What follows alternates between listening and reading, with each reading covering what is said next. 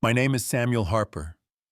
I am 75 years old, and until recently, I considered myself a happy man. I was born in the small town of Caldwell, Kansas, to a farmer who had a lifelong dream that his son would build houses instead of plowing fields. My father was right. I became a civil engineer and worked for 45 years for a company that built shopping centers all over the Midwest. The work was good, steady, and allowed me to support my family and save for my old age. My wife's name was Eleanor, a name as rare and beautiful as she was. We met at the University of Kansas, where she was studying literature, and I was studying engineering. Eleanor was the kind of woman who could turn an ordinary home into a place you wanted to be. She worked as a librarian at the local school, loved to read, and always knew what book to give a child to make them love reading. She had soft brown hair that she never dyed, and a habit of fixing her glasses when she was nervous. We lived together for 50 years. During that time, we had a daughter, Amelia, our only child, and we poured all our love and hopes into her. Amelia was a smart girl, studied well, played the piano, danced. Eleanor took her to all circles and sections. I helped her with math and physics. We thought we had given her everything she needed for a good life. After college, Amelia moved to Wichita, got a job at an advertising agency, called every week, came to visit for the holidays. We were proud of her career, delighted when she told us about new projects and accomplishments. At 35, she married Theodore Brooks, a man 10 years older who worked as a financial consultant. The wedding was lavish. We spent a lot of money on it, but we were happy to see our daughter married. The last 6 years of our lives had changed. It had been subtle at first. Amelia calling less often, finding excuses not to come over for Thanksgiving or Christmas. Theodore was always there when she called, and I could feel her choosing her words as if someone was listening. Eleanor was worried, trying to find out what was wrong. But her daughter assured me that everything was fine, just a lot of work. Then Eleanor was diagnosed with pancreatic cancer. The diagnosis sounded like a verdict. The doctor said that there was only a year left. We didn't hide it from Amelia. We told her right away. She came, cried, promised to visit more often. But the promises remained words. During the 9 months of Eleanor's illness, her daughter came only twice, on her mother's birthday, and when her condition deteriorated sharply in early spring. I took care of my wife on my own. I learned to cook her favorite dishes, although she ate almost nothing. I read aloud to her the books she had loved in her youth. We often sat on the veranda, holding hands and reminiscing about the past. Eleanor never complained of pain, though I could see her agonizing. She was more worried about Amelia's estrangement from us. We must have done something wrong. She told me on those long nights when the pain kept her awake. I didn't know what to say. We had given our daughter a good education, supported her in all her endeavors, never restricted her freedom. What could we have done wrong in recent weeks? Eleanor had become quite ill. I hired a nurse, but most of the time I was with my wife myself. She became light, transparent, as if she were about to disappear into thin air. We hardly spoke at all. She was saving her strength, and I didn't know what to talk about. Everything important we'd said to each other in those 50 years. Amelia called once a week, asking about her mother's condition. But I could hear the formality in her voice as if she were performing an unpleasant duty. When I mentioned that Eleanor was getting worse, the daughter would reply, "Hang in there, Daddy," and quickly ended the conversation. I understood that she was afraid that her mother's death might disrupt some of her plans. The day before Eleanor died, the doctor told me the end was near. I called Amelia and explained the situation. She said she would try to come, but Theodore had an important meeting with clients, and she couldn't leave him alone. I didn't insist. I realized that my daughter's priorities had long since been set in our favor. Eleanor died at dawn on Wednesday, May 15th. I held her hand as she took her last breath. No one else was there. My wife, who had spent her life surrounding herself with people, reading to children, helping neighbors, had passed away alone except for me. It was wrong, but there was nothing to be done. After the doctor had pronounced her dead, and the funeral home had taken Eleanor's body away, I was alone in a house that was suddenly too big and too quiet. The clock in the kitchen ticked louder than usual. The refrigerator hummed like a tractor. I sat down in Eleanor's chair, the same one where she liked to read in the evenings, and tried to collect my thoughts. There was a lot to do: organizing the funeral, notifying the relatives, sorting out the paperwork. But first of all, I had to call Amelia. I dialed her number at 9 in the morning. The ringing seemed endless, and I was about to hang up when my daughter finally answered. Her voice was sleepy. Apparently, I'd woken her up on a Saturday. "Hi, Daddy," she said, yawning. In the background, I heard Theodore's voice mumbling something about coffee. "Amelia," I began, and felt my throat constrict. Simple words were suddenly hard to pronounce. "Your mom died this morning around 6. There was a pause. I could hear my daughter breathing into the tube, a closet door slamming somewhere. "Oh," she finally said. Not, "Oh my God." Not "How did that happen?" Just "Oh." As if I had informed her that the store was out of milk. "Amelia," I interjected, thinking the connection had broken. "Yeah, I'm here, Dad. It's sudden. Sudden, I mean. We'd been talking about Eleanor dying for 9 months. The doctors warned us that time was short. How could it be sudden? The funeral will be on Friday," I said, "at St. Peter's Church at 11:00 in the morning. Can you make it?" Again, there was a pause. This time I heard Theodore's voice clearly. "Honey, what's wrong?" And then my daughter's whisper. "Mom's dead." "Daddy," Amelia said. And there was a note in her voice that I knew well. It was the tone she'd used as a child when she'd asked permission not to do her homework or skip music lessons. "You see, it's Theodore's birthday on Friday. We've already planned everything, invited friends over. I was wondering if we could move the funeral to Saturday." I stared at the wall opposite where a picture of our family, me, Eleanor, and little Amelia on a beach in California, hung. My daughter was about 12 years old at the time, smiling as she hugged us both around our necks. That little girl would never choose her birthday over her own mother's funeral. "You want to postpone your mother's funeral because of your husband's birthday," I slowly muttered, not believing my own ears. "Well, not because of," Amelia said hastily. "It would just be more convenient.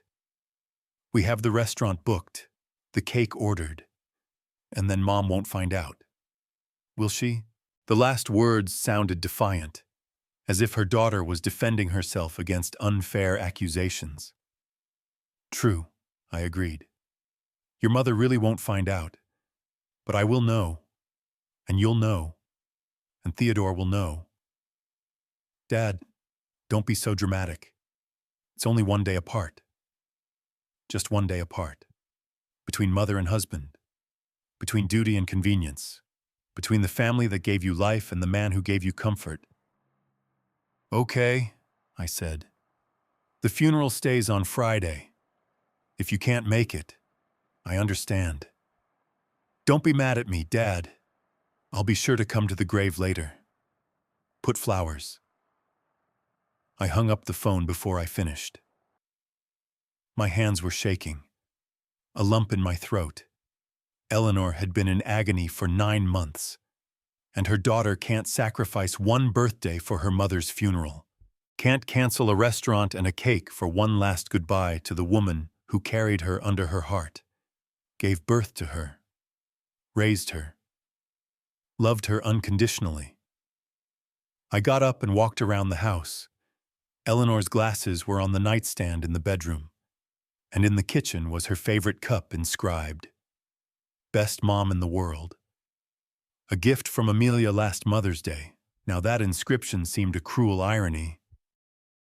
The phone rang again. Amelia, I thought, deciding to apologize. But the screen popped up with my brother Edward's number from Illinois. Samuel, I'm sorry for your loss, he said. Eleanor was a wonderful woman. Beatrice and I will come to the funeral.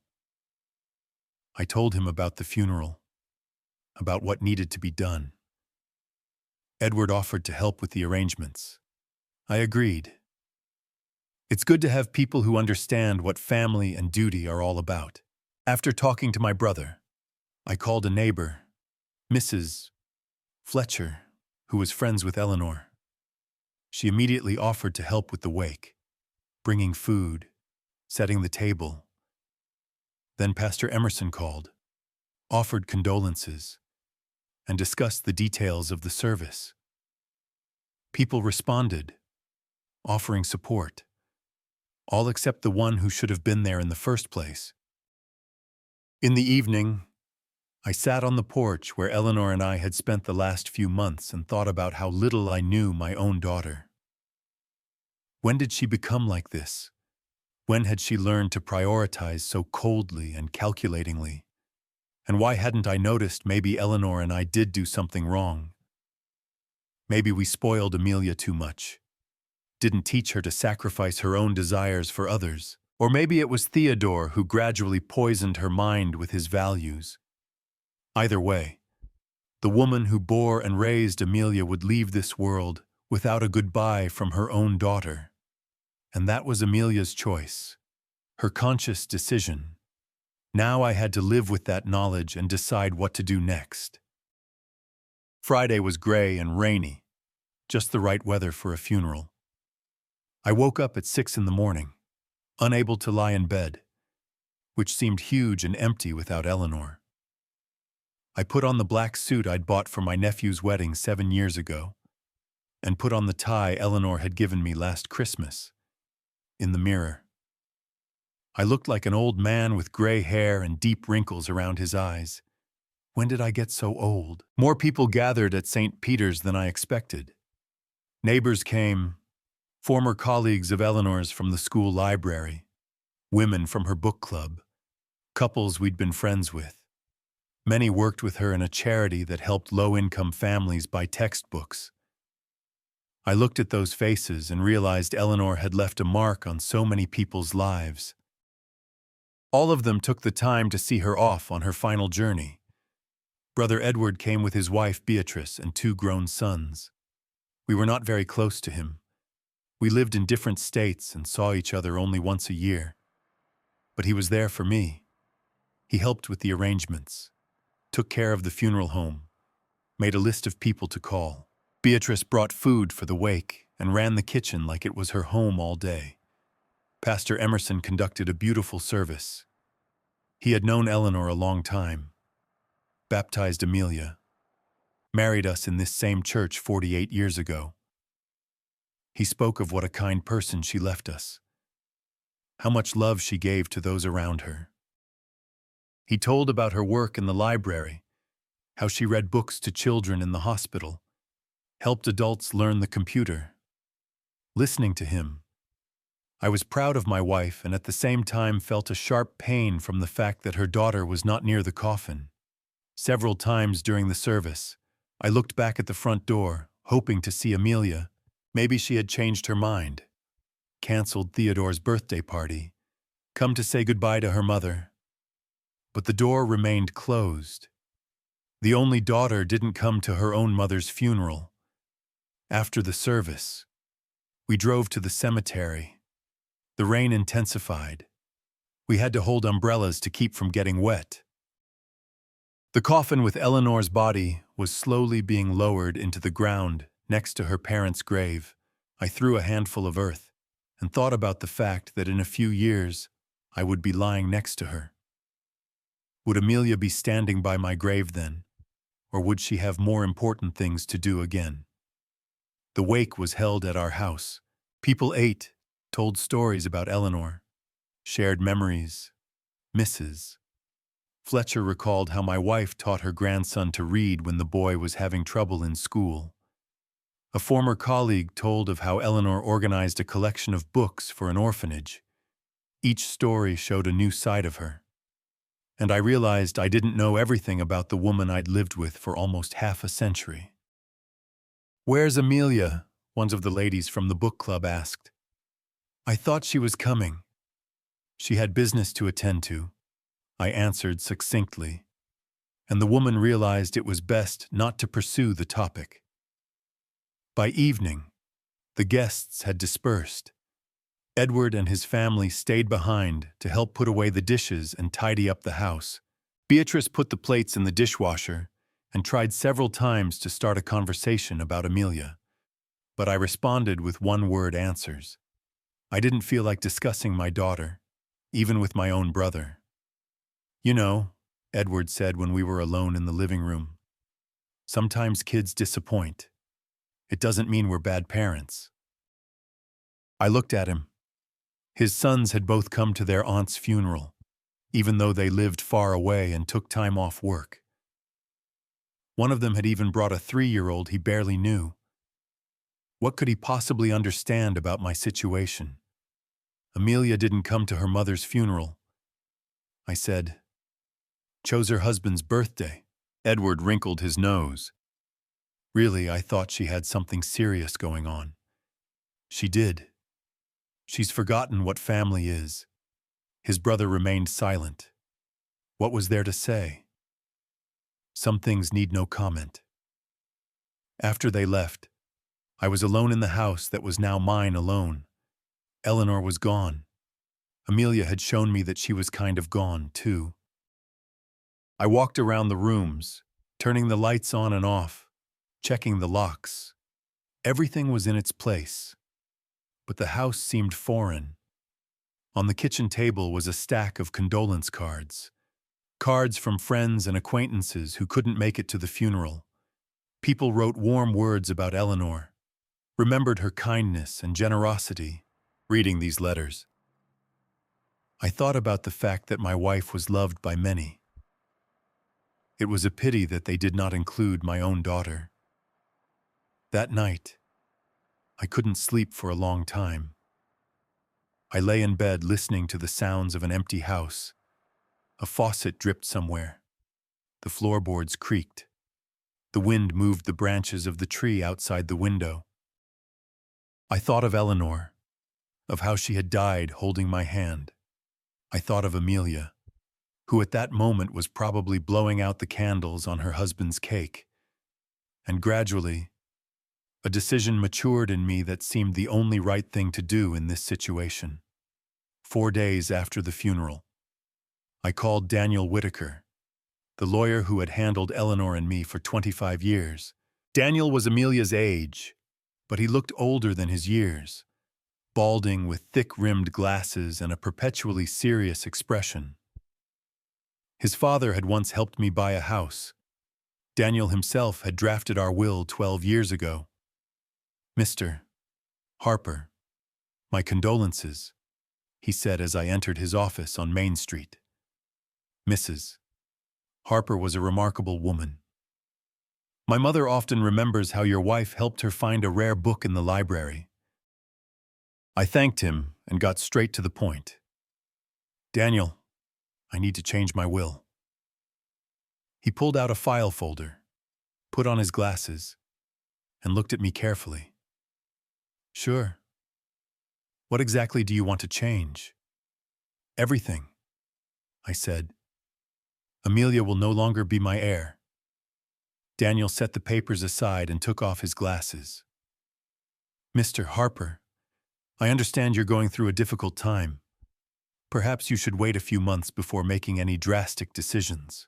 My daughter didn't attend her mother's funeral, I said calmly. Preferred her husband's birthday. I no longer consider her my family. Daniel was silent, apparently mulling over my words. He had known our family for a long time. Remembered Amelia as a little girl who sometimes came to the office with us. And to whom do you want to leave your inheritance? He finally asked. I pulled a piece of paper out of my pocket, where I wrote down the names of the organizations. Half of the house and money to the children's reading charity Eleanor supervised. A quarter to the homeless animal shelter my wife always felt sorry for stray cats. The remaining quarter to the cancer fund. Daniel took notes, occasionally raising his eyes to me. And personal items, photos, Mrs. Harper's jewelry. I thought of Eleanor's wedding ring, which was now in my jewelry box. About her pearl necklace that she had gotten from her mother. About the family pictures of little Amelia smiling between us. Personal belongings to give to charities, too. Let them sell it and spend the money on a good cause. Even pictures. Even pictures. Daniel writhed for a few minutes, then looked up. Mr. Harper, I'm obliged to warn you that your daughter can contest the will in court if she proves that you were not of sound mind or acted under duress. I am of perfect sanity, I interrupted him, and no one pressured me. I just think that a man who can't say goodbye to his dead mother doesn't deserve her inheritance. We discussed the details of the new will. Daniel explained how to draw up the documents properly so that they would be harder to challenge. He offered to bring in witnesses to do a psychiatric evaluation to prove my capacity. I agreed to everything. I wanted my judgment to be legally impeccable. When will Amelia find out about the new will? I asked. By law, the heirs must be notified within 45 days of the testator's death. Daniel replied, But if you'd like, I can send her a copy now. I shook my head. No, let her find out after I die. It would be a fitting surprise. Daniel grimaced at my tone, but said nothing. We agreed to meet in a week to sign the final will. Walking out of the lawyer's office, I felt strangely relieved. It was like a heavy weight had been lifted from my shoulders. I wasn't taking revenge on Amelia. I was simply drawing the logical conclusion from her actions. A person who puts her husband's birthday above her mother's funeral doesn't understand the value of family. Why would such a person want a family inheritance? At home, I sat down at Eleanor's desk and wrote a letter. Not to Amelia. I had no desire to explain myself to her. I wrote to myself, trying to make sense of my feelings. It didn't come out well. I'd never been a writer, unlike Eleanor, who sometimes composed poetry. Darling, I began, addressing my deceased wife. I changed my will today. Amelia will no longer get our house and our savings. I know you'd be upset. You always made excuses for our daughter, always believed she'd make it right. But she didn't come to say goodbye to you. Chose cake in a restaurant over your funeral. I can't forgive that. Writing was difficult. Words jumbled, thoughts racing. I crumpled up the sheets and started over. But each time I got the same thing. The pain, the disappointment, the sense of betrayal. In the end, I burned all the sketches in the fireplace. Eleanor was dead. She wouldn't read my letters, and I wasn't going to explain my decisions to the living. The next day, Amelia called. I saw her number on the phone screen and didn't answer. She called back an hour later, then 2 more. Finally, she left a voicemail. Dad, it's me, I know you're angry, but let's talk. I couldn't make it to the funeral. We really had important plans. But I think about Mom every day. Call me back, please. Important plans. My husband's birthday is more important than saying a final goodbye to my mother. I erased the message without listening to the end. A week later, I signed the new will in front of two witnesses, Mrs. Fletcher and Pastor Emerson. Daniel read the main points again, making sure I understood the consequences of my decision. The document had been drawn up according to all the rules. It would be very difficult to contest it. Now, a copy of the will be kept in a safe deposit box, Daniel explained, and the duplicate will remain in my safe deposit box. I shook his hand and went outside. It was a warm June day. Apple trees were blooming, and children were playing in the neighboring yards. Life went on despite Eleanor's death and Amelia's betrayal.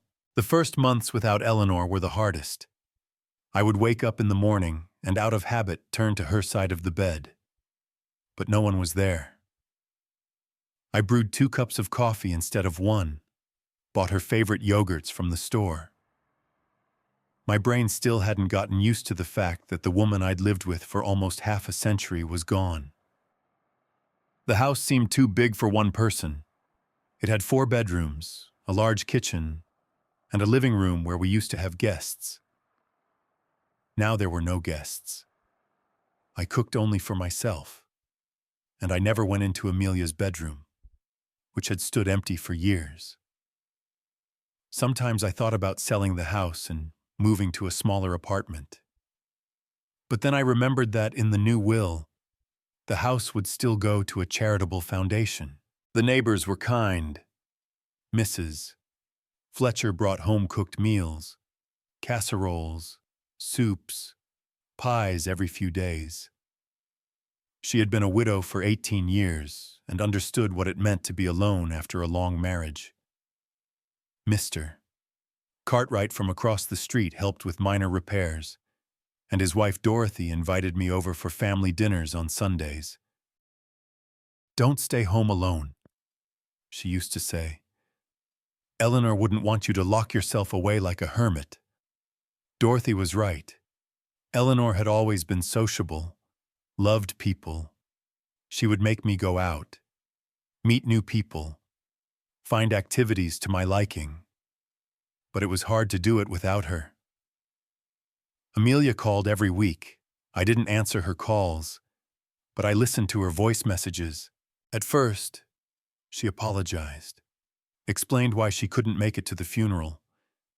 Then she got angry, accused me of avoiding her. In one of her messages, she said, "Dad, this is stupid. Mom died, but we're alive. We need to support each other, not sulk like children.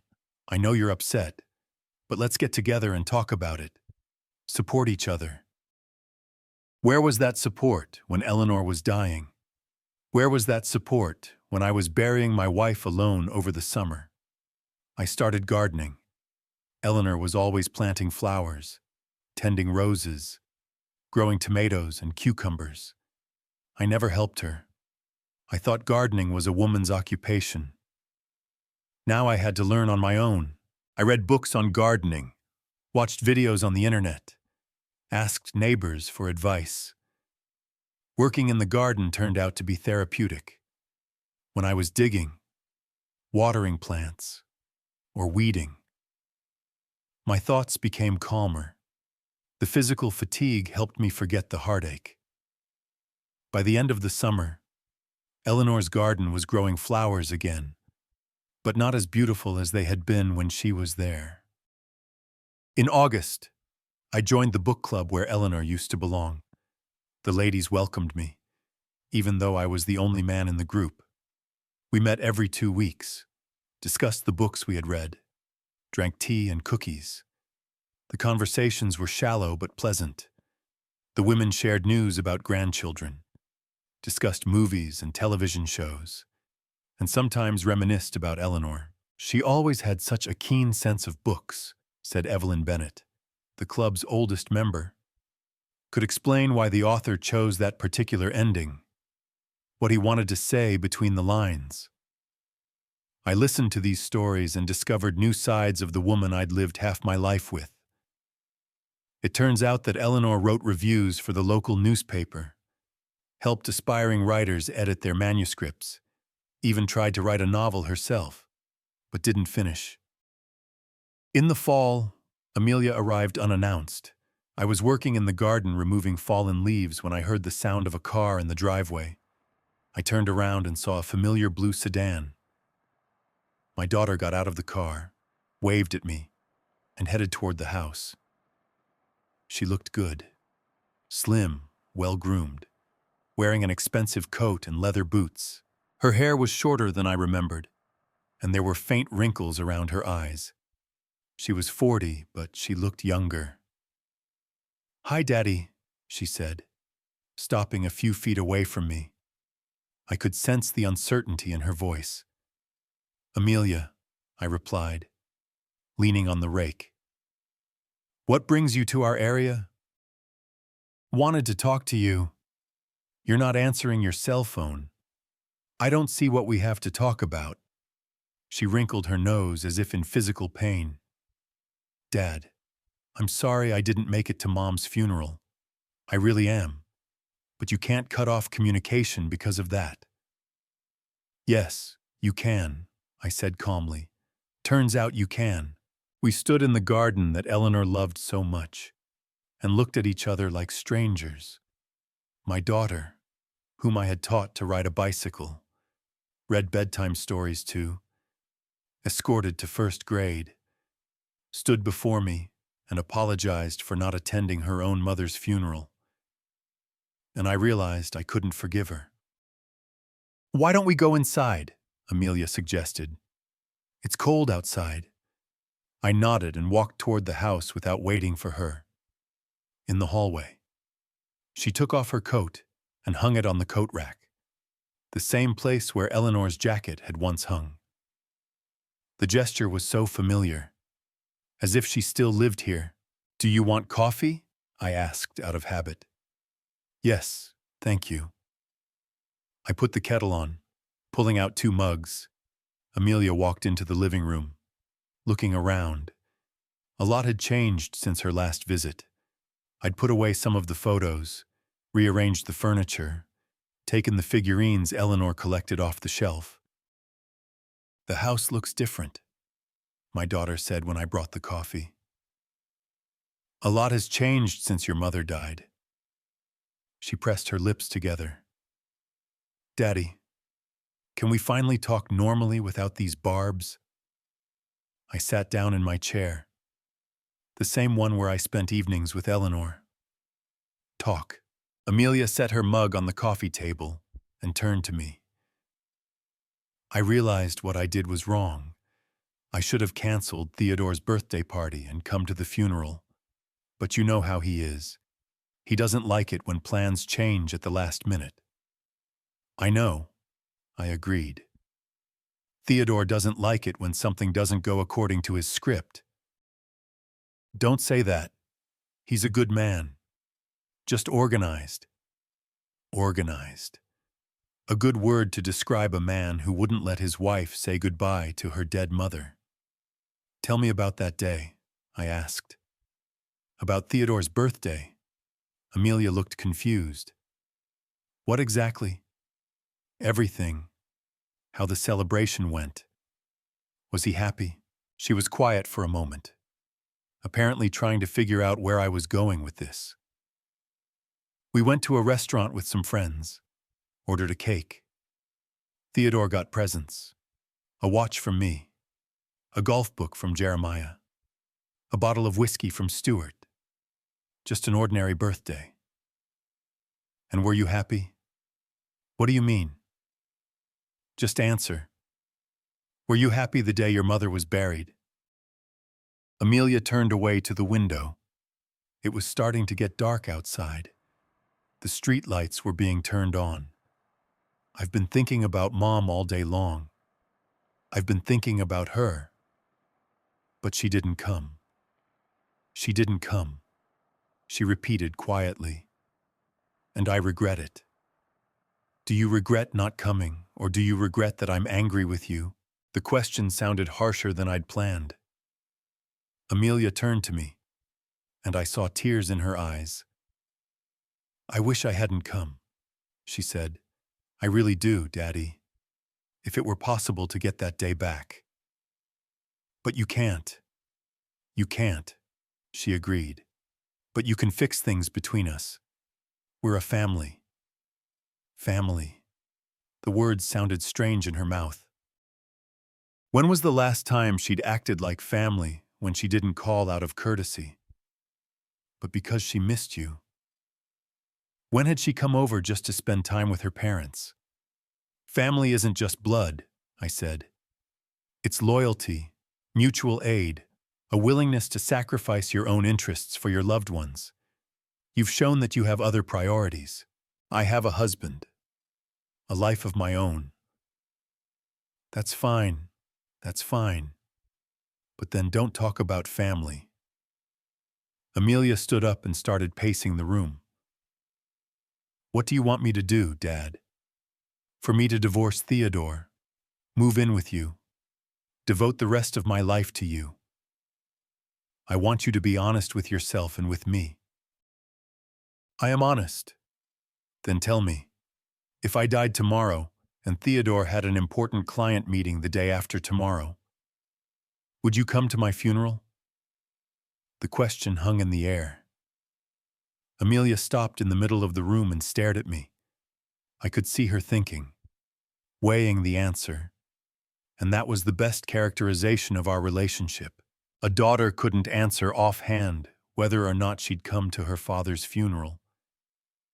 Of course I would come, she finally said, but her voice sounded unconvinced. Of course, I repeated, like you came to your mother's funeral. She sat back down, covering her face with her hands. Dad, I don't know what to say. Yes, I did wrong, but people make mistakes. Some mistakes can't be undone. So, you'll never forgive me? I looked at my daughter, a grown woman who was crying in her late mother's chair. Amelia, whom Eleanor and I had loved so much, whom we had given the best years of our lives to, who had grown up to be a stranger. I'll forgive you, I said. When you realize exactly what you've done, I understand. No. You understand that I'm angry. They're different things. Amelia spent another hour trying to convince me to resume communication. She talked about her job, her future plans, how Theodore had gotten a promotion. I listened politely, answering one-word answers. Finally, she realized the conversation had reached a dead end. I'll go, my daughter said, getting up. But I'll call and come over. Sooner or later, you'll thaw out.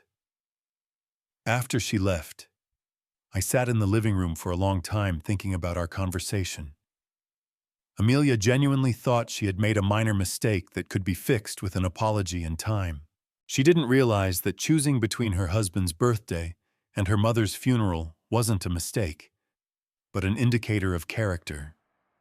And my new will was a logical consequence of that choice. That night, I didn't sleep well. I lay in bed and remembered how I had met Eleanor. It was in 1970 at the University of Kansas. I was a fourth-year engineering student, and she was a junior in the English literature department. We met in the library where I was looking for a textbook on material resistance, and she was working a part-time job helping students find the books they needed.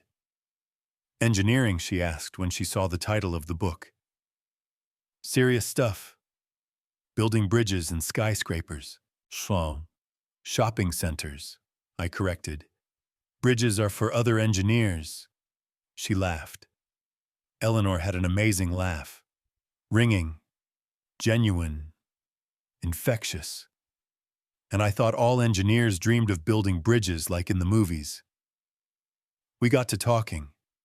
Turns out she's from a small town in Missouri, like me from Kansas. Her father worked at the post office. Her mother taught elementary school. Eleanor was the first in her family to go to university. She studied on a scholarship, worked part-time at the library, and as a waitress at a coffee shop. "I want to be a teacher," she told me, "or work in a library. I love books. I want to help others love them." It seemed to me then that we had little in common. I was studying the exact sciences, she the humanities. I was planning a career in a big company. She dreamed of working with children, but something about her attracted me. Maybe the sincerity with which she talked about her plans, or the way her eyes lit up when she talked about her favorite books. The first date was awkward. I asked her to the movies to see a movie with Paul Newman, but I was silent the whole way, not knowing what to talk about. Eleanor was also shy, answering in short phrases. After the movie, we went to a cafe for coffee, and there the ice finally melted. She talked about a book she'd read, To Kill a Mockingbird by Harper Lee, and spoke so passionately about injustice and prejudice that I listened. "Have you read it?" she asked. I shook my head. "No time. Studying takes up all my time. Make sure you read it. It's an amazing book about the importance of protecting the weak." The next day, I borrowed the book from the library. I read it in the evenings after class. The story of the Girl Scout and her father, Atticus Finch, gripped me. When I returned the book to Eleanor, we talked into the night discussing the characters and their actions. "You see," she said, "books help you understand people, including yourself." And so our love began. Eleanor gave me books. I read and retold her my impressions. She opened the world of literature to me, taught me to see the beauty of words. I showed her how buildings are organized, explained the principles of structures. We complemented each other. We got married 3 years later, right after my graduation. The wedding was modest. My parents, a few friends, a simple white dress and a bouquet of wildflowers. We honeymooned in a small lake house in Wisconsin. They read, walked in the woods, talked about the future. "I want 4 children," Eleanor confessed, lying on my shoulder on the lakeshore. 2 boys and 2 girls. "And I want a house with a big garden," I replied, "so the children can play outdoors." We made plans, dreamed, believed that a long, happy life lay ahead. And for the first few years, I got a job in a construction company. Eleanor worked in the school library. We rented a small apartment and saved money for a house. Amelia was born 4 years after we were married. The labor was difficult. The doctor said the next children were unlikely. We were upset, but we didn't despair. "But we will give all the love to one," said Eleanor, holding her newborn daughter to her chest. And we did give her all our love. Amelia was the center of our world. When she was sick, we took turns at her crib. When she started school, we helped her with her homework. When she got into music, we bought a piano and paid for lessons. Even though money was tight, "She's going to be special," Eleanor said, as she listened to Amelia play a children's piece. "I have a feeling she will be." Eleanor was right. Amelia was indeed special. Smart, talented, beautiful. She did well academically, participated in school plays, had many friends. We were proud of our daughter, taking her to all the events, supporting her in all her endeavors. When Amelia entered college, we felt like successful parents. We gave our child a good upbringing and education, prepared her for independent life. She left to study marketing in Wichita. We were left alone in an empty house. It's just us again, Eleanor said the day her daughter left. Just like in the beginning, I replied, hugging my wife. We thought we had many more years together ahead of us, that we'd grow old side by side, babysitting grandchildren, traveling in retirement. We didn't know that in 18 years Eleanor would die of cancer, and Amelia wouldn't come to her funeral. Lying in bed that sleepless night, I tried to figure out where we'd gone wrong. Maybe we'd spoiled our daughter too much, not teaching her the value of family. Or was it Theodore who'd changed her character? Or maybe Amelia had always been selfish. It just wasn't as noticeable when she was a child. I never found the answer. All I knew was that the girl who'd grown up in our house and the woman who'd sat in the living room yesterday were different people, and my new will reflected that sad reality. Theodore Brooks came into Amelia's life just as Eleanor's first health problems began. That was 5 years ago. Her daughter was 36, working at an advertising agency and renting an apartment in a nice neighborhood in Wichita. She'd had relationships with various men before, but nothing serious. Eleanor and I were beginning to worry that daughter would stay single like this. Met an interesting man, Amelia reported in one of our weekly phone conversations. Name's Theodore, works as a financial advisor, very smart and successful. Eleanor rejoiced. When are we going to meet him? Soon, her daughter promised. He works hard, but I'll be sure to bring him around. Theodore did work hard. When Amelia finally brought him to us, it was clear why. He was the kind of man for whom money was the main value in life.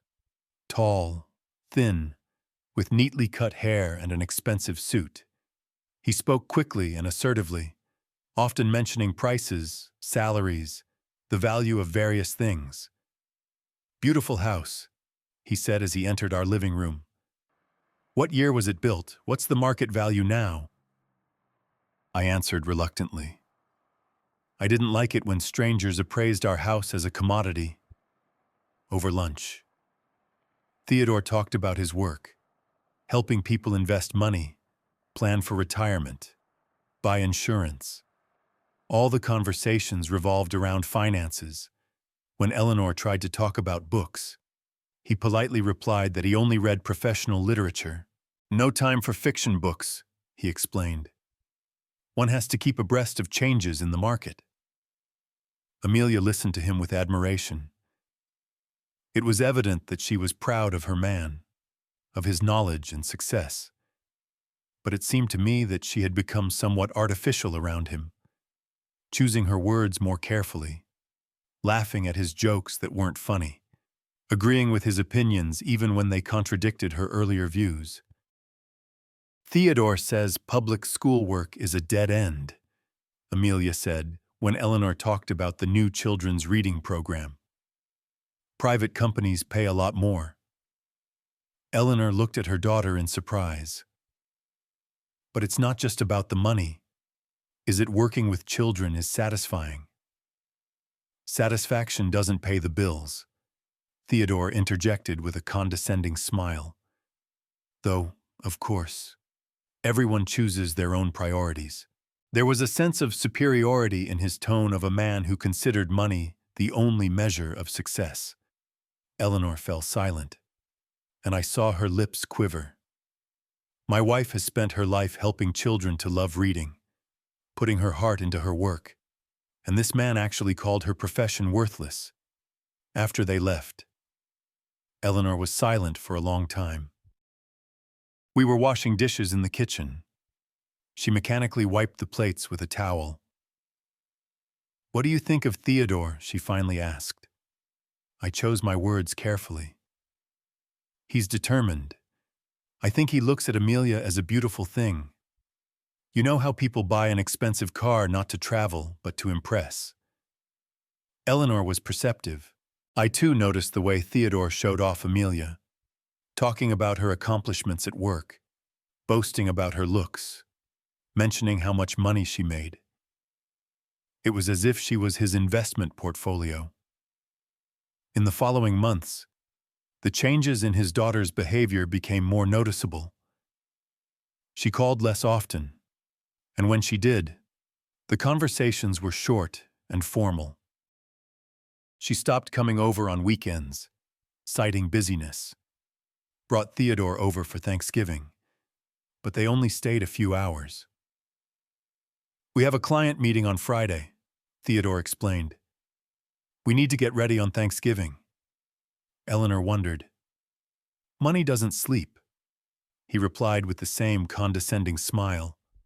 Amelia was silent, but I could see she was uncomfortable. She used to love family gatherings, helping her mom cook, playing board games for hours, talking about work and friends. Now she sat next to Theodore and looked at her watch. When they had announced their engagement, Eleanor had tried to be happy. "The important thing is that Amelia is happy," she told me in the evenings. But I could hear the anxiety in her voice. The wedding had cost us a lot of money. Theodore had insisted on an expensive restaurant, fresh flowers, a professional photographer. "A wedding is an investment in reputation," he explained. "Clients look at things like that." Amelia wanted a more modest ceremony, but relented.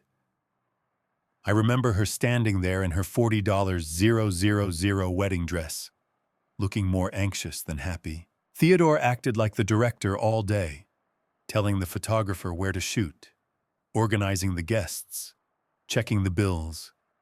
After the wedding, our relationship with our daughter became even more strained. Theodore bought a house in an upscale neighborhood. They made new friends in high society. Amelia started dressing more expensive, talking about brands and investments. At the same time, she was clearly feeling insecure in her new role. "Theodore signed me up for the country club," she recounted during rare phone calls. "They play golf and tennis there. You have to buy special clothes." "Do you like golf?" Eleanor asked. "Learning," replied her daughter without enthusiasm. Theodore methodically cut Amelia off from her old life, convinced her to change her job to one that paid better but was less creative, discouraged her from seeing old friends who didn't fit their new status, gradually isolated U.S. parents who were negatively impacting her career ambitions. "Your parents are good people," he would say as we heard scraps of their conversations on the phone. "But they don't understand the modern world. They live in the past." The worst part was that Amelia was beginning to agree with him. The woman who had grown up in a home full of love and support had become ashamed of her background. She stopped telling new acquaintances that her mother worked in the school library and her father built shopping centers. When Eleanor was diagnosed with cancer, Amelia came and cried, but within a week, Theodore began hinting that visiting her parents too often was interfering with her work and their social life. Gradually, the visits became less frequent, the calls shorter. "She's afraid," Eleanor tried to justify to her daughter. "Death scares young people." But I realized it wasn't about fear of death. The point was that Theodore had reformatted Amelia's value system. Family had become a hindrance to her career. Her mother's illness, an inconvenient circumstance that disrupted her plans. And the final chord was the choice between her husband's birthday and her mother's funeral. A choice that showed who my daughter had become under the influence of a man for whom people were only assets in a personal balance sheet. In the spring of this year, a month before Eleanor's death, Amelia gave us the news that finally set the stage. She called on a Wednesday evening as I was spoon-feeding Eleanor. She was barely able to eat on her own anymore. "We have news," the daughter said after the usual questions about her mother's health. "Theodore got a job offer in Phoenix. A very good offer." "Eleanor," who had been lying in bed with her eyes closed, opened them and looked at me. I put her on speakerphone so she could hear the conversation. "Congratulations," I said gently. "Are you planning on moving, too?" "Of course. I have prospects there, too. Theodore's already made arrangements with an agency. The salary will be 1.5 times as much. Phoenix was a 10-hour drive from our little town. In fact, that meant we'd see our daughter at most once a year." "When's the move?" Eleanor asked in a weak voice. "August. We have to sell the house, find a new one, do the paperwork. Lots of things to do." "August. 4 months from now."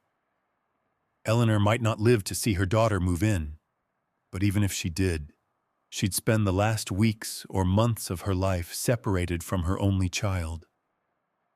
"Amelia," Eleanor said, pulling herself together, "can't we postpone the move, you see?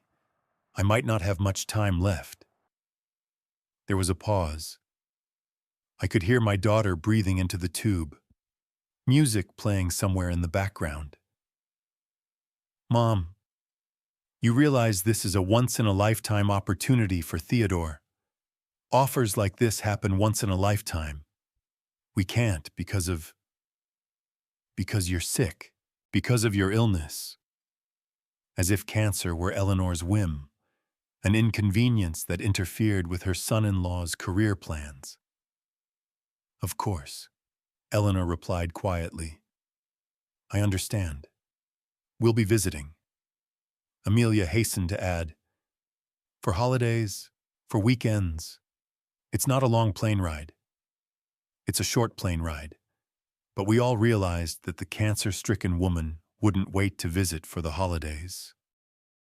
After that conversation, Eleanor hardly spoke for days. She lay in bed staring at the ceiling, sometimes crying quietly. I tried to comfort her, saying that young people have the right to build their own lives. But we both knew the truth. Amelia was leaving her dying mother for money. "I want to write her a letter," Eleanor said one morning. "One last letter." I brought her a notebook and pen. She wrote slowly, stopping often to rest. She started again several times, crumpling the pages. Finally, she finished and handed me the letter. "Read it," she asked. I read aloud in a trembling voice. "My dear Amelia, when you were born, I held you in my arms and thought there was nothing in the world more important than this little miracle. Daddy and I gave you all our love, hoping to raise a good man.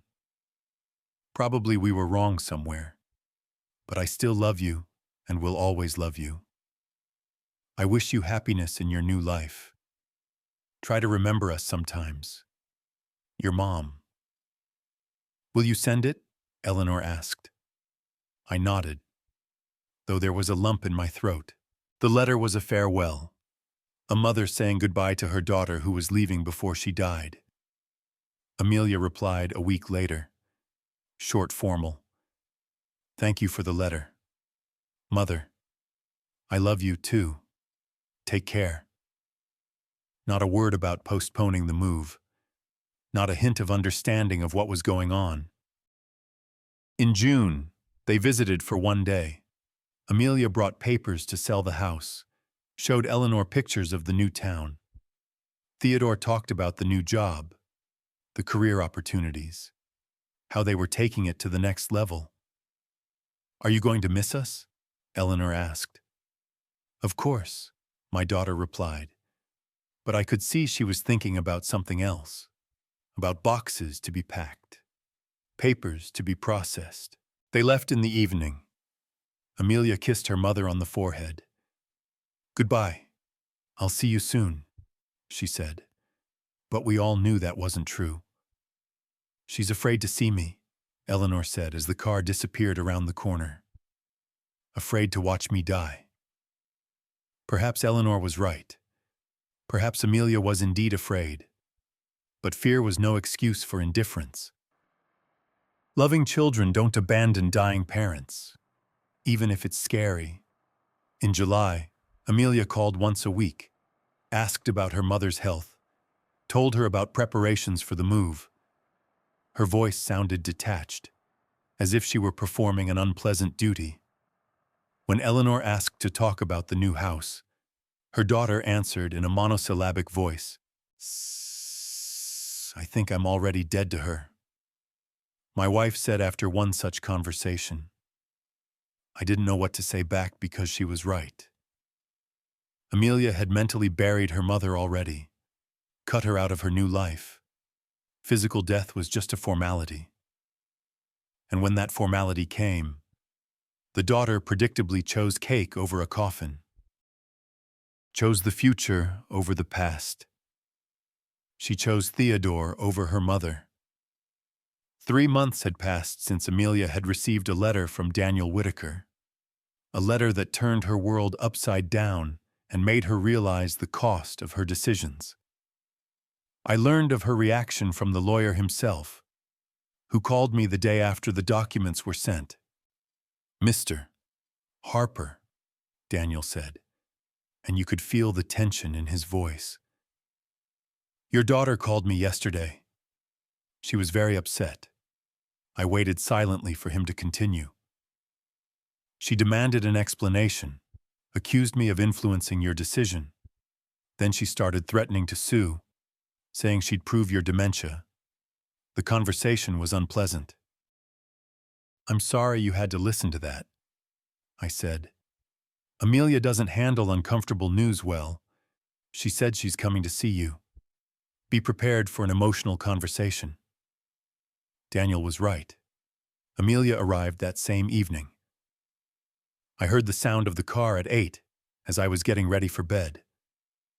A minute later, fists pounded on the door. Dad, open up, I need to talk to you. I slowly made my way to the door and opened it. On the threshold stood my daughter in an expensive coat, with eyes red from tears and her hair disheveled.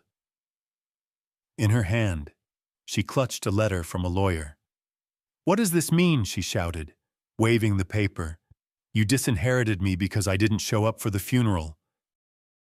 Come on in, I said calmly. The neighbors will hear. She stormed into the house, walked through the living room, turned to me with a furious face. Explain to me what's going on. You got the letter. It explains everything. It doesn't explain anything.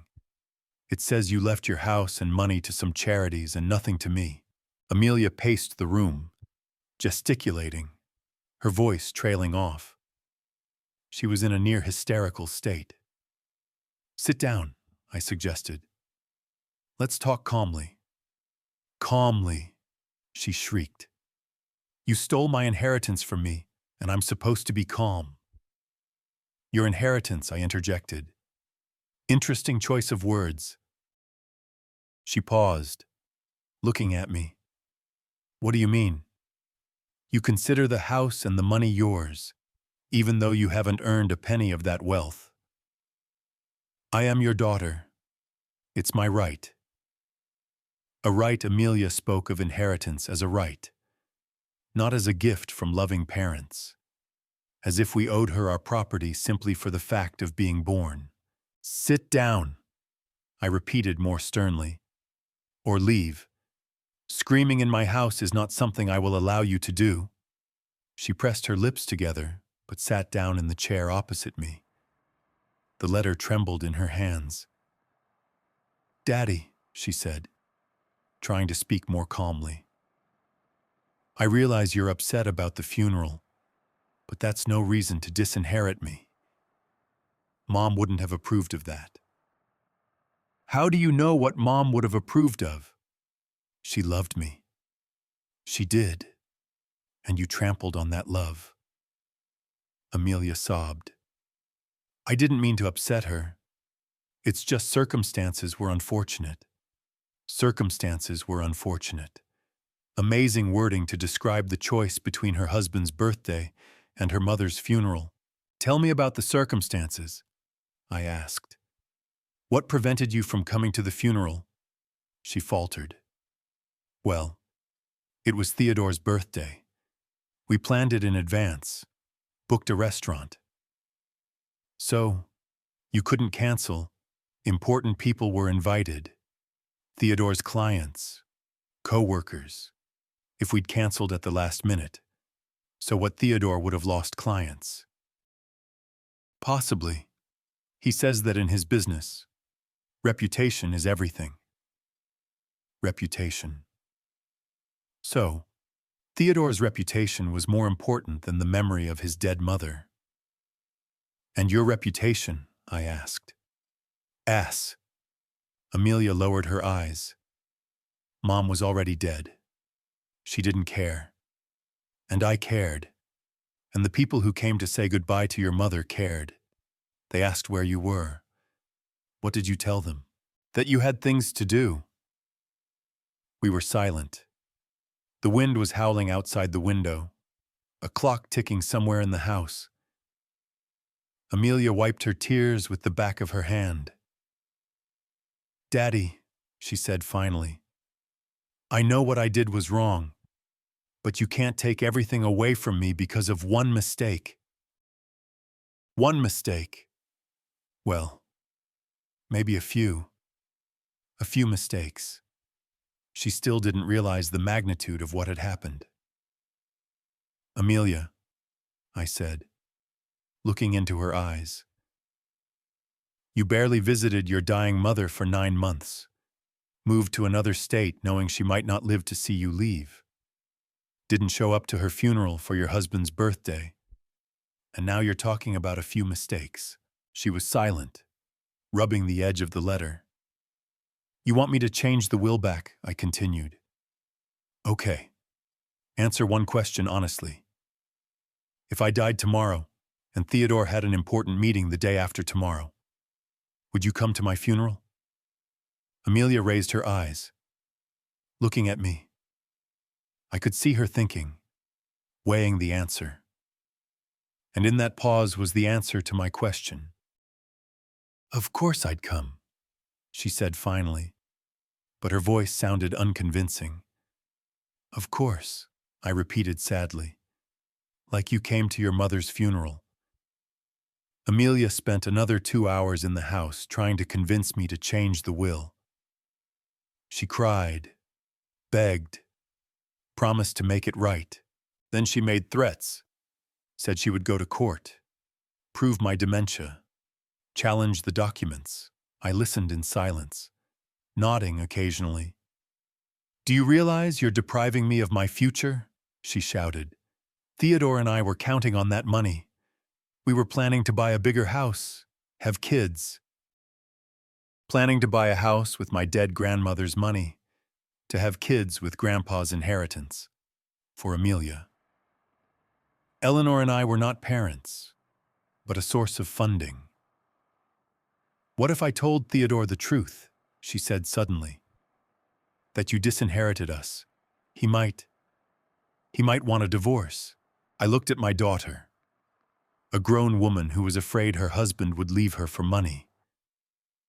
So what wouldn't that show what kind of man he is? He's good, just practical. Practical. A good word to describe a man who married a woman for her future inheritance. Amelia, I said tiredly, go home. Think about our conversation. I'm not leaving until you promise to change your will. Then you can stay for life. She got up, walked across the room, stopped at the fireplace where the photograph stood, picked up a picture of her as a little girl sitting on Eleanor's lap. Do you remember when my mother used to read me fairy tales? She said quietly. Every night, Cinderella, Sleeping Beauty. I remember. And how you taught me how to ride a bicycle, running beside me, holding the saddle. I remember. We were a happy family, weren't we? I look at the picture in her hands. Eleanor is smiling, hugging little Amelia, Both of them looked serenely happy.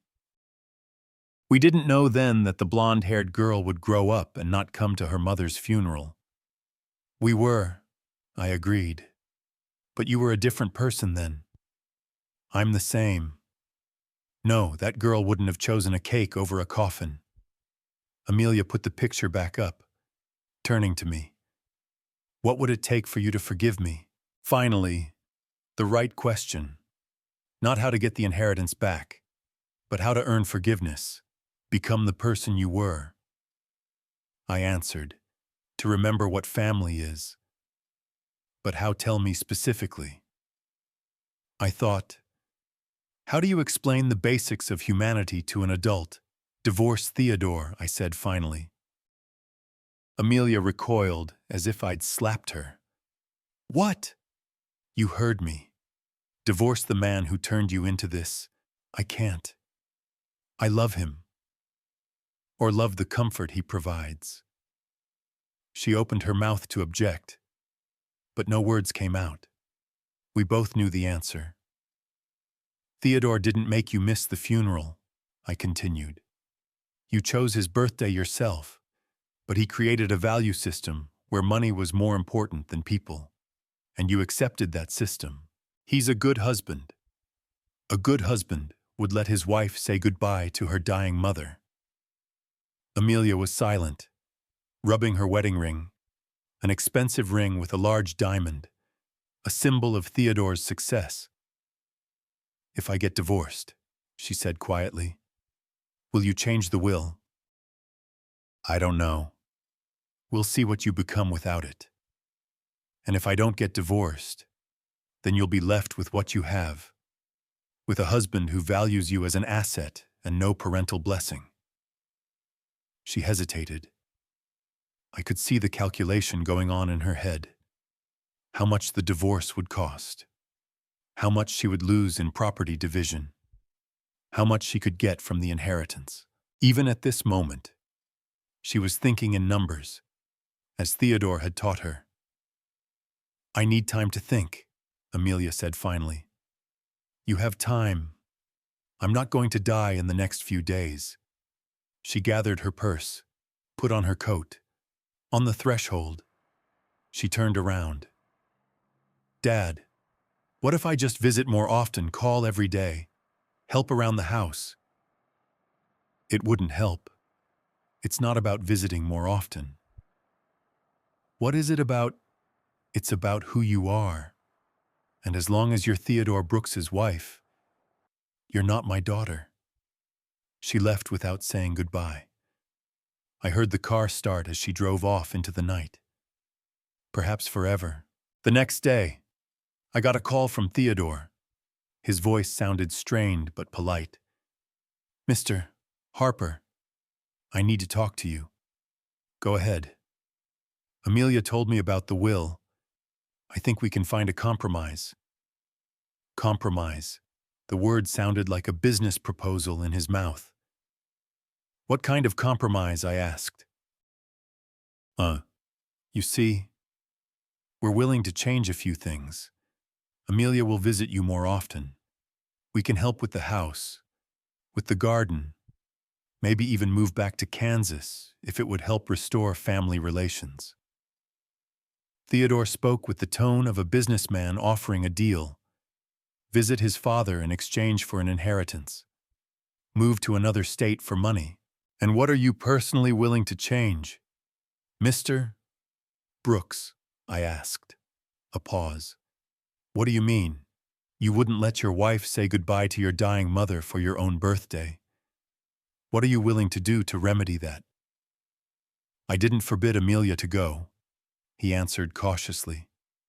It was her decision under your influence. Mr. Harper, I understand you're upset, but let's be practical. You can't change the past. You can only build the future. Practical. He was suggesting I be practical about his wife missing her own mother's funeral. The future has already been built. I said, Amelia made her choice. I made mine. But we can talk things over. Find a solution that will suit everyone. I hung up, Theodore called twice more, but I didn't answer. There was no point in talking to a man who thought his mother's death was a bargaining chip. A week later, Amelia came again. She didn't look well, gaunt with dark circles under her eyes. She sat down in the living room, silent for a long time. "I spoke to the lawyer," she said at last. "He said that the will is competently drafted. It would be very difficult to contest. Daniel is a good specialist. He also said you had a psychiatric evaluation. Confirmed your capacity." Confirmed. Amelia sighed. "So, you really did think this through beforehand? This isn't an impulsive decision?" "No. Dad," she started, and fell silent. Then she tried again. "I've been thinking about what you said, about the divorce." I waited, not answering. "If I divorce Theodore, is that a guarantee you'll change the will?" "No."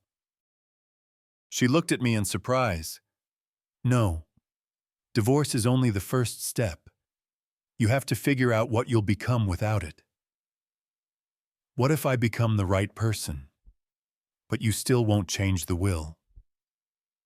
"Then at least you'll be the right person." Amelia hesitated. "So, I'm not supposed to change for the money, but for me." "You're finally starting to understand." She stood up, walking across the room. "It's hard. I've been living differently for 5 years now. I've gotten used to a certain standard of living, to people, to ways of thinking. Used to putting money before people." "Yeah," she agreed quietly. "I guess so." The first honest admission in a long time.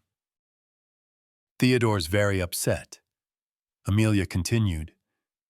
"Says that if I don't resolve the inheritance issue, it will affect our marriage." "Is he threatening divorce?" "Not directly, but he's hinting." "And how do you feel when he says that?" Amelia paused at the window, looking out at the garden where I was trying to keep Eleanor's flowers alive. "I fear," she admitted. "Fear of being alone, no money, no status, no familiar life. And love. Love of what do you feel love for a husband who threatens to leave you for money?" A long pause. I think I've forgotten what love is." It was the most honest thing Amelia had said in all our conversations. "Mom loved you," I said, "unconditionally, without demands, without conditions, even when you disappointed her." "I know. And I loved up to a point. And now I looked at my daughter, a woman lost in someone else's values and trying to find her way home. Now I'm waiting to see who you become." I said, "Whether my daughter will return or forever be Theodore Brooks's wife." It's been 8 months since that conversation. It's April. The snow is melting outside my window, and the first sprouts of the tulips Eleanor planted in the garden are sprouting. I sit at her desk and write these lines. Not for anyone, but for myself, trying to make sense of what has happened to our family. Amelia divorced Theodore in November. The process was painful. He took half of their joint property, including a house in an upscale neighborhood. The daughter was left with a small apartment and some of her savings. For a woman who had lived in luxury for 5 years, it was a shock. For the first few months after the divorce, she called me every week, not asking for money, not mentioning the will. She just told me about her new life. Got a job at a small ad agency, half the salary of her old job. Moved to a modest neighborhood. Learned to cook home-cooked meals instead of going to restaurants. "You know, Dad," she said in one conversation, "I forgot what it was like to live simply, to buy groceries by counting money. choosing clothes not by brand, but by comfort. There was no self-pity in her voice. It was more like wonder, like she was rediscovering the world. In February, Amelia came to Eleanor's birthday party. She brought a bouquet of tulips, her mother's favorite flowers, and placed them on her grave. We stood side by side in the snow-covered cemetery, and the daughter quietly told her mother about her life. "Forgive me," she said to the headstone. "I'm sorry I wasn't there for you when you were dying. I'm sorry I didn't come to say goodbye. I was a different person then. A bad person."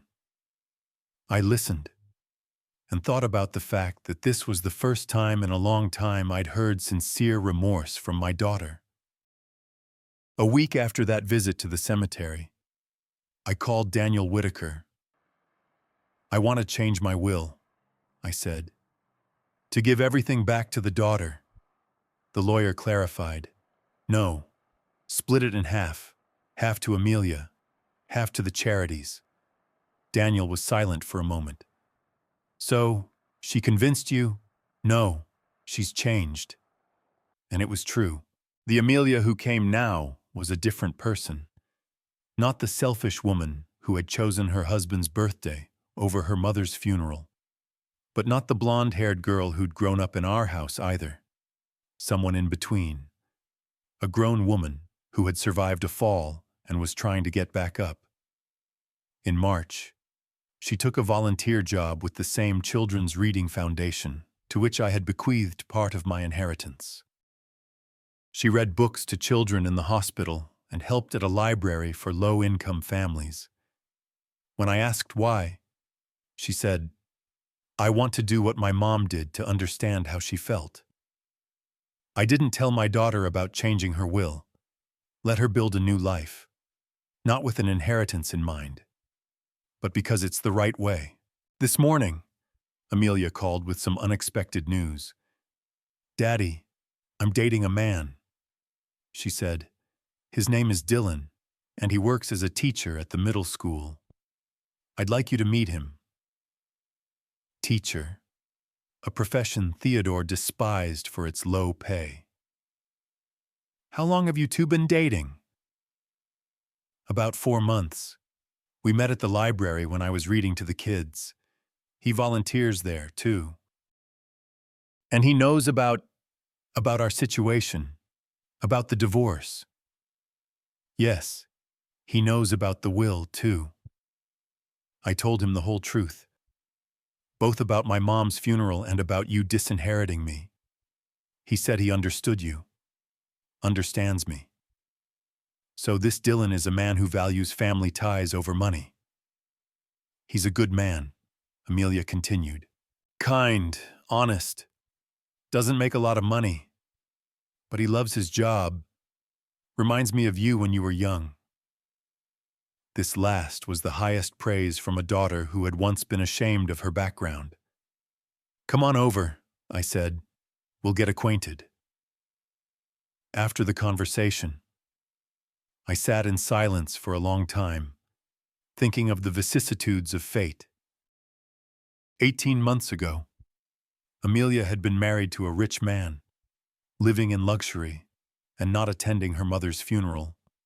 Now, she was volunteering, dating a teacher, and calling her father every week. Which version was the real one? Maybe both. Maybe there are several versions of oneself living in every person, and circumstances determine which one will take over. Theodore brought out Amelia's worst qualities: greed, vanity, indifference to those closest to her. The loss of her husband and status had forced her to search for the best parts of her nature. I got up from the table and walked to the garden. Spring would soon be here, and new flowers would have to be planted. Eleanor had made a tradition of planting something new next to the old perennials every year. "Life must be renewed," she used to say. Maybe she was right. Maybe families need to renew themselves too, to forgive mistakes, to give second chances, to believe in people's ability to change. Eleanor always believed in the best in people. Even in the last days of her life, she justified Amelia, hoped she would be reformed, standing in the garden among the barely budding sprouts. I made a final decision.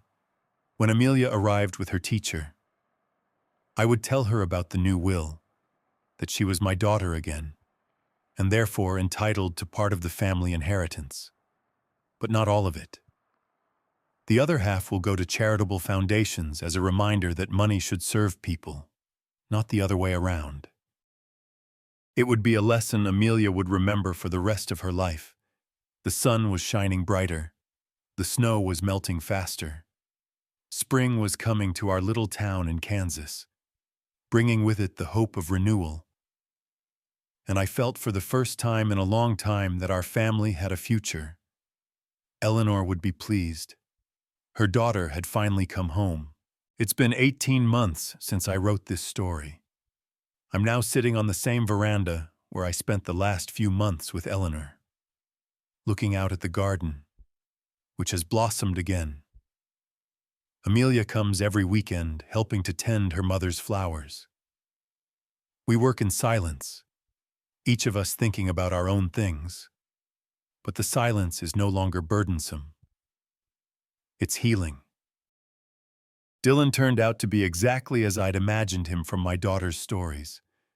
A calm, thoughtful man who looks at the world through the eyes of a teacher, seeing potential in people, not just what they have now. When I told him the whole story of the will, he nodded with understanding. Money shows a person's character, he said. It doesn't create it. It shows what's already inside. They married in the fall, a modest wedding in the same church where Eleanor and I had been married, where she had been buried the year before. This time it was different simple flowers from our garden. A $200 dress instead of $40,000. A homemade cake instead of a tiered cake from a pastry chef. But Amelia glowed with happiness in a way she hadn't at her first wedding. You know, Daddy, she told me at the father-daughter dance. Back then I was marrying status and opportunity. Now I'm marrying a person. They live in a small house near the school where Dylan works. Amelia runs a children's reading program at the same library where her mother once worked. They don't make much money, but they make enough. I can see my daughter blossoming in this simple life, finding joy in the little things she used to think were unworthy of attention. 2 months ago, Amelia announced she was expecting a baby. My first grandchild will be born in the fall. They want to name him Elias in honor of the grandmother he will never see, but whose love of books and children he will hopefully inherit. Theodore, meanwhile, has married a young girl from a wealthy family. Amelia had heard of it from mutual acquaintances, but the news did not upset her. He's found what he was looking for, she said calmly, and I realized that my daughter had finally healed from her past. Reflecting on the experience, I realized a few important things. First, family is not about blood, but about choice. Every day, we choose whether to be a family or just people connected by kinship. Amelia chose not to be my daughter for 5 years, and I chose not to be her father a year ago. Both of us had that right. Secondly, money really shows a person's character, not to spoil or improve, but to reveal what's hidden inside. The inheritance was a test for Amelia, and she failed it. Losing the inheritance was another test, and she passed it. Third, it is never too late to change if there is a sincere desire to change. Amelia was 40 when she decided to become a different person. Many people her age already consider their character to be formed, but she proved that this was not the case. Finally, and most importantly, forgiveness is not a weakness, but a strength. A year ago, I thought I was being principled by disinheriting my daughter. But really, I was just hiding behind pride. Real integrity is giving people a second chance when they deserve it. Eleanor knew that better than I did. All her life, she believed in the ability of people to change for the better. Working with children, she had seen a bully boy become an excellent student and a shy girl become a class leader. People grow throughout their lives, she told me. Only adults forget that. I'd forgotten. But Amelia reminded me. Now sitting in the garden where Eleanor's roses bloom and our cat Amelia gave him to me for Christmas plays, I feel peace. Not the kind of peace that comes from a justly executed retribution, but the kind of peace that comes from a healed family. A daughter has found herself. A grandson is growing in her belly. The money Eleanor and I have saved all our lives will go to the continuation of the family and to the people who need it. The circle has closed just right, sometimes in the evenings, as the sun sets behind our neighbors' houses. I think of Eleanor sitting next to me on the veranda, not as a ghost, but as a memory of love surviving death, family surviving betrayal, and hope surviving despair. My wife was right. People are capable of change, and families too are capable of resurrection. If there is patience to wait and wisdom to forgive, the story ended well.